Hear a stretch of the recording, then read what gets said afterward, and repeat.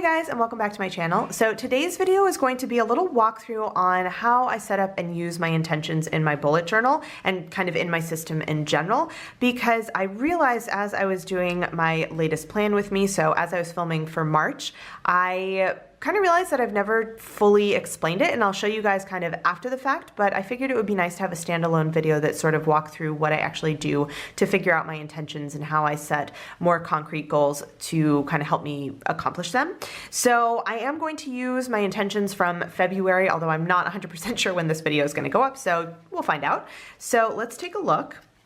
Oops, over here. So as you guys know, I always have my intentions in right next to my monthly log, and we're going to zoom in so that we can really see. So over the course of several months, probably almost a year, well, maybe not quite a year, but over the last couple of months, I've really kind of honed in on how I want to use intentions in my bullet journal. And intentions for me are different than goals because these are going to be more daily, weekly, or monthly level things that repeat like every month basically, or every week. So these are not going to be big goals like I want to do my first font. It's going to be what are the actual very small steps that I want to do. And these are a mix of personal goals, so things that'll make it onto my goal mind map in my Projo. For example, font. These are going to be things that are like health related, so exercise, or things that are more personal project or hobby, but that I want to kind of accomplish a certain amount of things. So I like having these on my monthly because I kind of can track as I'm going through how they actually work. So you guys will notice that in my Projo, I used to do my intentions as one of my projects, and with this year I decided that that didn't really make sense because I do have the intentions page in my bullet journal, but I do typically have, so for example on this week, this was week 3, I do have basically things that fall into my intentions because they are things I do want to get done on a weekly basis. But my overall tracking for them, it's not something I necessarily track on my tracker, it's something that I kind of track in here.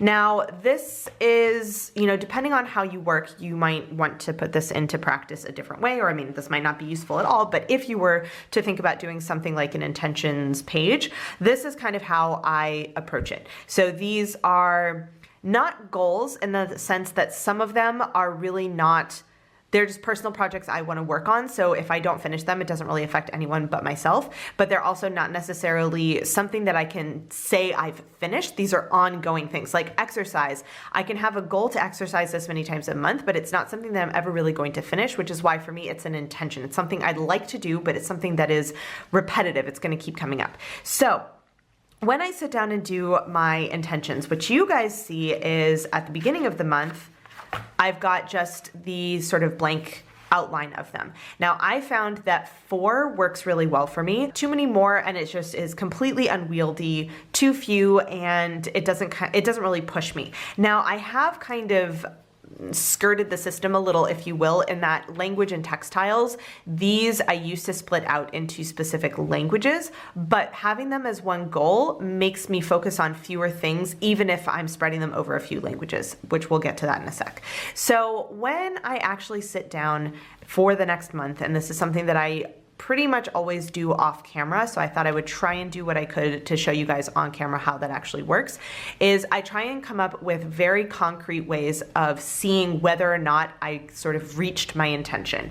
So for example, with font, I have been working on this font off and on for an entire year. I need to finish it. So I was like, okay, the first thing I need to do that is kind of critical is I need to decide which alternates I'm actually going to do, because when I created the font, I created like almost 200 symbols. So letters, symbols, alternates, ligatures, like all of the different things. I've got almost 200 symbols, which is an insane number. It's way too many.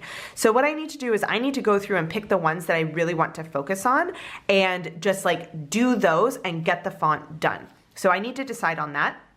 The next thing I need to do is actually make progress. So I said, okay, I've still got a fair amount to do, so I want to work on getting at least 30 symbols and alternates done. And so what I do is week to week, I keep track. So when I actually fill out in my Projo on that week, I kind of keep little tick marks saying like how many if I did one font session, great, how many symbols did I do? So if I do 2 font sessions, it doesn't really matter because what I'm looking at is the number of symbols rather than the amount of time that I've spent doing it. So I have on here, for example, week 6, I did 7 symbols. Week 7, I did 6 symbols. And I think we are currently on week 8, so I haven't even worked on it for this week. So it's on my list of things to do. So that lets me see very clearly, okay, I'm at 13 symbols, which means I'm almost halfway through. Great. So I try to do really concrete things. So for example, with exercise, I say, okay, I want to try and do 5 15-minute walks a week. This is usually really, really easy for me to do while I'm actually working, but during the holidays, I have to kind of force myself sometimes to go outside because if I get working on projects in here, I just don't go out for a walk. So this is a way of kind of keeping me accountable. 5 out of the 7 days, I want to at least get a short walk in.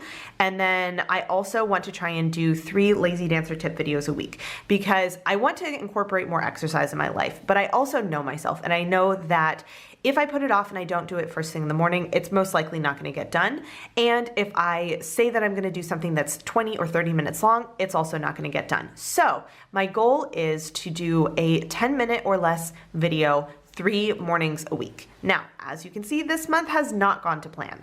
This first week I was sick. This second week I hurt my knee and I couldn't really move it very well. And this week I was just kind of overwhelmed with work and kind of had fallen out of the habit and didn't do it. So also should note that week 5 actually straddles January. And I don't know why I did it like that because it's incredibly confusing. So I actually did on week 5 as the January days, I did 2 lazy dancer tips and 5 walks plus 1 more walk over here. So I actually on week 5, I did 2, not 0. It's just, I did that weirdly. Don't ask me why I did that. So as you can see, this is one that I have very concrete goals. So I can see, okay, walking, I'm on track. Like we're good to go. This one, okay, I need to work on that a little bit more. For something like language, I have put all of my languages together, but I try to not have too many different things that I'm working on. So for this, for example, I want to do 4 Talk to Me in Korean lessons this month, and I've done 3, so yay. I also wanted to read in Spanish. This is currently the book that I'm reading before I go to bed. I usually read 10 to 20 minutes every night in a foreign language before I go to bed. The one I'm currently reading is in Spanish, so that one is done and ready to go. I do want to work on reading in Italian. I started the book last month, and I did a little bit in February, but I honestly have been reading this book in Spanish more, so I haven't worked on that. So that's one I still need to do.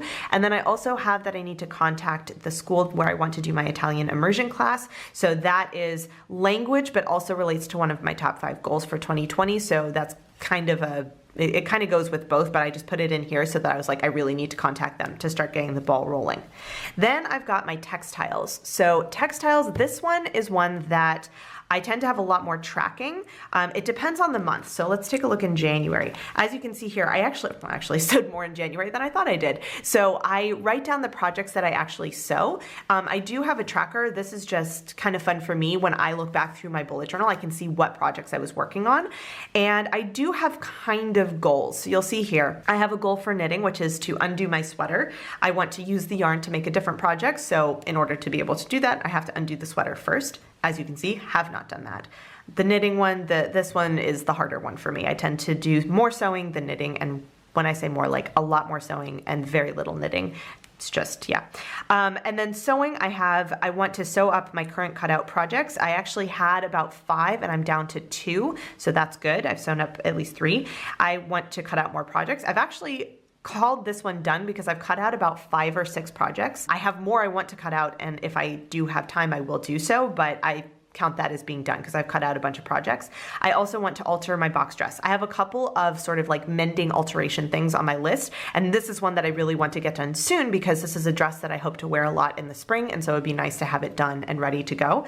And then aside from that, so as you can see, I've done some of the stuff, but then aside from that, I also track the different things that I actually make. And so this is just kind of, this is a much looser goal. I tend to have less precise sort of intentions for textiles than I do for these, because this is one that I'm gonna do, it's my hobby, it's kind of like a way of, self-care, meditation kind of thing. So this is one that I tend to just do more naturally, whereas these, there are aspects of these that I have to kind of push myself and remember to do. So that's why I'm really precise in terms of these goals.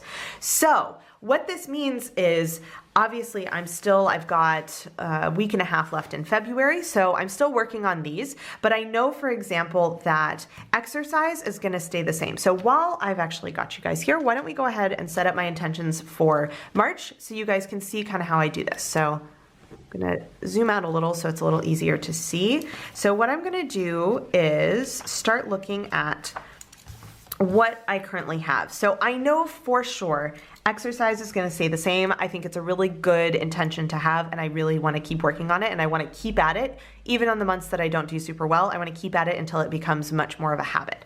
So that is going to be 5 15-minute walks a week and 3 lazy dancer tip videos a week. Okay, so that is going to be that, and then I leave space down here so that I can write down, you know, week whatever, how many do I do, and I fill that in at the end of the week, but I track it.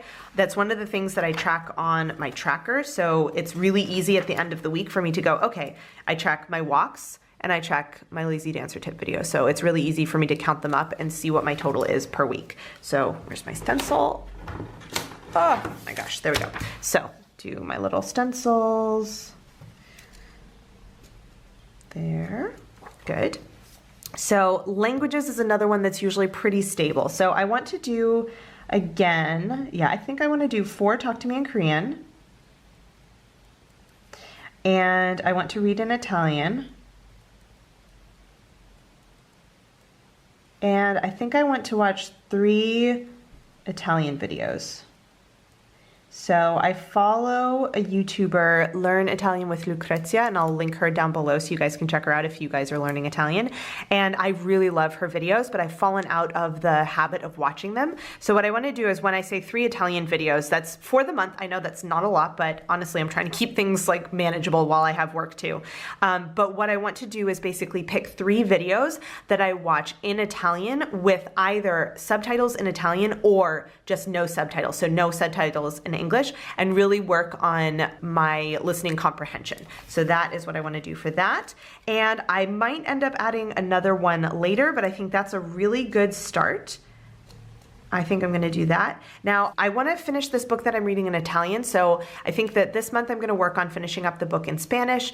Then I want to work on the book in Italian. So once those 2 are done, that's when I would go back and read in French. So if I actually finish both of those in March, I would start a book in French, but I honestly don't know how much time it's going to take me to read this book in Italian I've chosen. Now, I've chosen one that is very short. It's only like 70 pages, but my reading level in Italian is very, very low, so that is kind of it's a lot of pages for me, like just starting out. So I don't want to put, you know, I try to do stuff that it's going to kind of push me, but I don't want to bite off more than I can chew, knowing that I also have a full-time job, knowing that I also do YouTube. Like, I try to keep things reasonable, but it's going to make me work for it kind of thing. So let's see. These 2 are always the easiest for me to do because font, I never fully know how much I'm gonna get done.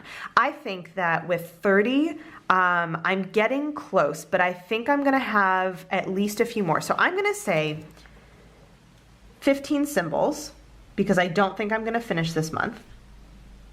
And I think what I wanna do is I'm going to work on testing my font because I need to see if I have to do any sort of kerning issues. I've started to do a little bit of kerning to fix sort of spacing, but I think I'm gonna have to do more. So I'm going to try this first and see at the end of this month, I will revisit and see if there's something else I can add on here, but I think that's a pretty good start to kind of keep me moving forward.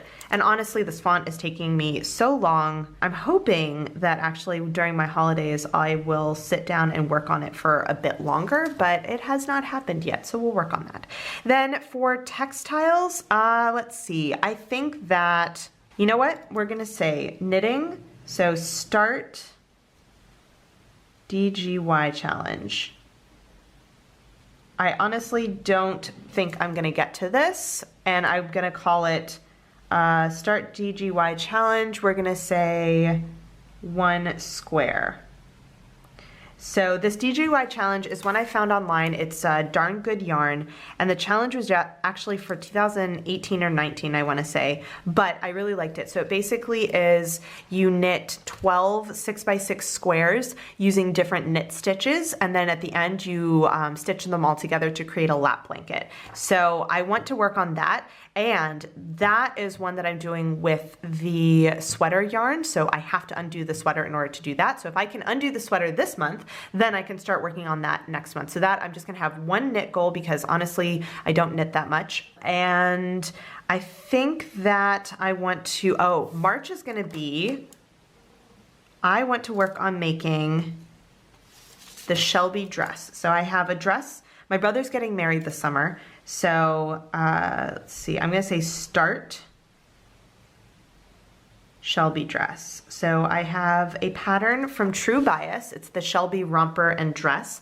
And I've decided that I want to do that as the dress that I'm going to wear to the wedding, which the wedding's in July, but I want to get started just in case, you know, things go a little wonky or whatever. So I think my main goal for textiles is going to be to start the Shelby dress. And I will probably see, I mean, I typically end up doing more, but those are kind of, I like to put, especially with textiles, projects that I will have a tendency to put off if I don't kind of try and force myself to start them. Not because I don't want to do them, but because there's some aspect of them that I feel is going to be more complicated. And so I just keep putting off doing it. So for things that I know I'm going to end up sewing anyway, I don't put that on here. I try to put things like mending that I know is going to take me a little while, or projects that I kind of put off starting because I think they're going to be bigger than they are. That's the kind of thing I put on here so that if I do actually start them and complete them, I have something to check off and I feel that much more accomplished. So that is what I have for right now for my intentions for March. I hope that that kind of makes sense how I actually use them. I know that this is the kind of thing it can be considered, these can be considered goals, they can be considered intentions, like it kind of depends how you do them. But I have very specific things that fall in here that are much more bite-sized than some of my other stuff, and I find that this actually really helps me stay on track. So even though it might seem a little bit repetitive or it might seem a little bit redundant based on some other things that I have, I actually find that this really helps me, so I just keep doing it. So I figured I might as well explain sort of my process behind how I decide things and what sorts of things I put on here in case it is helpful for somebody else. So if you guys have any comments or questions, let me know down below, and I will see you guys in my next video. Bye. Hey guys, so if you've made it all the way to the end of this video and are actually watching my end screen and you're not subscribed to my channel, I would really appreciate it if you would. There's a little button right there for you to do it. And if you're interested in watching some more of my videos, I have links to 2 of my older videos off to the left there, so you can check those out if you would like to, and I will see you guys in my next video. Bye.